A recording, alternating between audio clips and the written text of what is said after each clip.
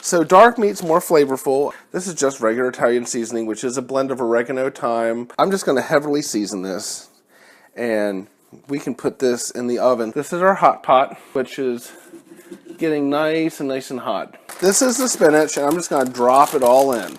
If you put this in an oven, the structure of the leaf will get dry, crispy, and can be burnt.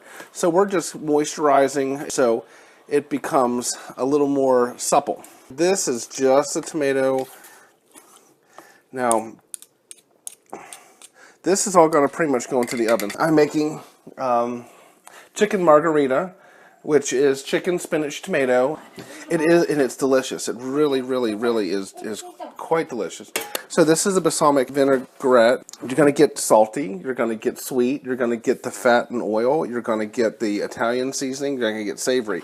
So you're going to get layered flavors. And this is going to continue to cook. 20 minutes later. So that appears to be done. So it should be a pretty fresh flavor. I just want you to get a little bit of cheese. You have this layer of fat on the top, which the fat doesn't really have a whole lot of flavor. It's underneath. And then you get all these more concentrated seasonings, and you could use that to toss your pasta in.